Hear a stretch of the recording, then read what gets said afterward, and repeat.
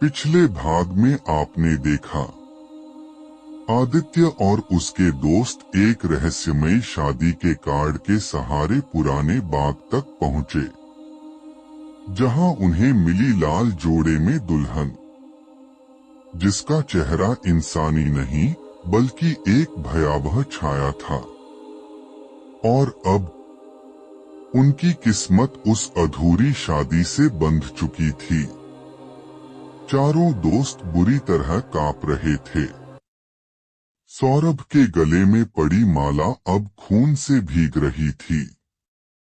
नेहा रोते हुए, हमें यहाँ से भागना होगा, ये जगह शापित है। लेकिन मंडप के चारों तरफ खड़ी परछाइयां उन्हें घेर चुकी थीं। दुल्हन धीरे धीरे आगे बढ़ी और बोली, आज मेरी शादी पूरी होगी, चाहे दूल्हा अपनी मर्जी से आए या मैं खींच कर लाऊं। तभी वही बुजुर्ग औरत सामने आई जिसने कार्ड जलाया था। उसने गहरी आवाज में कहा, 100 साल पहले इसी बाग में राधिका की शादी होनी थी, लेकिन उसके दूल्हे ने धोखा दिया। शादी वाले दिन उसने जहर खाकर जान दे दी और तब से उसकी आत्मा इस मंडप में कैद है। आदित्य डरते हुए, तो क्या ये हमें मार डालेगी? बुजुर्ग औरत ने ठंडी हंसी हंसी, नहीं, वो सिर्फ अपना दूल्हा चाहती है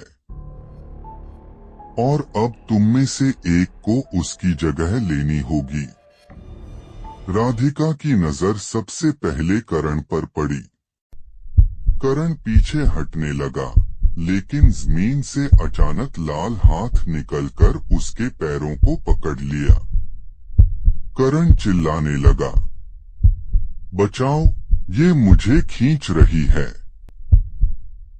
नेहा और आदित्य उसे खींचने लगे, लेकिन वो हाथ और गहराई से धंसते चले गए। अचानक दुल्हन ने हाथ उठाया और करण चुप हो गया। उसकी आंखें सफेद हो गईं और शरीर लकड़ी की तरह अकड़ गया। अब वो एक बेजान कठपुतली जैसा हो गया था। बुजुर्ग औरत धीरे धीरे बोली, राधिका को धोखा उसके अपने दूल्हे ने दिया था। वो दूल्हा इसी शहर का एक अमीर जमींदार था। उसकी मौत के बाद राधिका की आत्मा अधूरी रह गई। जब तक उसे सच्चा दूल्हा नहीं मिलेगा, उसकी आत्मा चैन से नहीं रहेगी।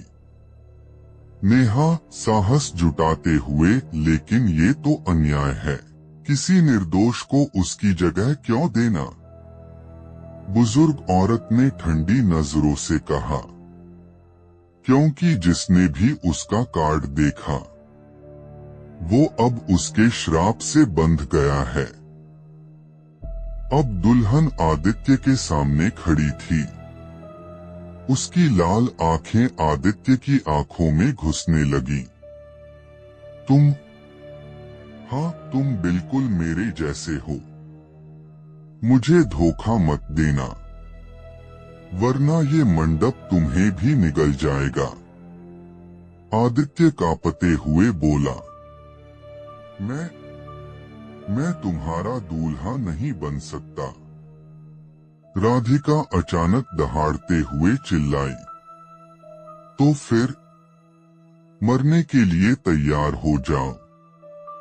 नेहा आगे बढ़ी और दुल्हन से बोली, राधिका, तुम्हें धोखा तुम्हारे दूल्हे ने दिया था, इन लोगों ने नहीं। अगर तुम सच्चा प्यार चाहती हो तो इस तरह किसी को मजबूर मत करो। दुल्हन की आंखों से आंसू बहने लगे, लेकिन वो आंसू खून में बदल गए। उसने चीखकर कहा, मुझे धोखा मिला है। और मैं अपने दूल्हे को लेने आई हूँ। अचानक सौरभ जमीन पर गिर पड़ा। उसके शरीर पर शादी का लाल जोड़ा अपने आप चढ़ने लगा। वो दर्द से तड़पता रहा और देखते ही देखते उसके चेहरे पर दूल्हे की मूछें और पगड़ी आ गई। राधिका ने मुस्कुराकर कहा, आखिरकार मेरा दूल्हा आ गया। मंडप में शहनाई और ढोल अपने आप बजने लगे। परछाइयां तालियां बजाने लगी। सौरभ बेहोश था, लेकिन राधिका उसकी गर्दन पकड़कर फेरे लगाने लगी। हर फेरा पूरा होने जब 7वां फेरा शुरू हुआ, तभी बुजुर्ग औरत ने अचानक ऊंची आवाज में मंत्र पढ़ना शुरू किया। ओ नमः काली, अधूरी आत्मा मुक्त हो जा। पूरा बाग कांप उठा।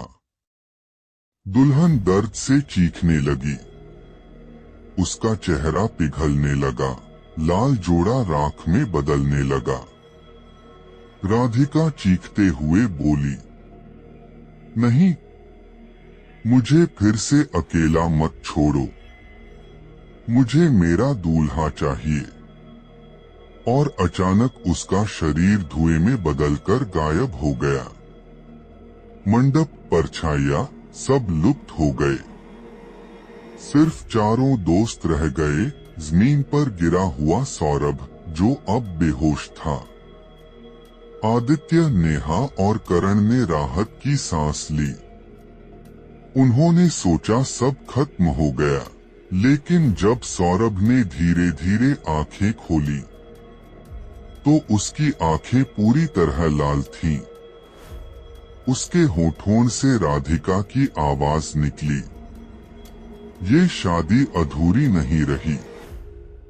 अब मैं उसके भीतर रहूंगी, हमेशा के लिए। कहते हैं, कुछ शादियां सिर्फ जिंदगी तक नहीं, बल्कि मौत के बाद भी बंध जाती हैं। और राधिका की शादी अब कभी अधूरी नहीं रहेगी। क्या आपको ऐसी और भी दरवानी कहानियां सुननी है? तो अभी सब्सक्राइब कर लीजिए, क्योंकि अगली कहानी और भी ज्यादा दर्दनाक होने वाली है।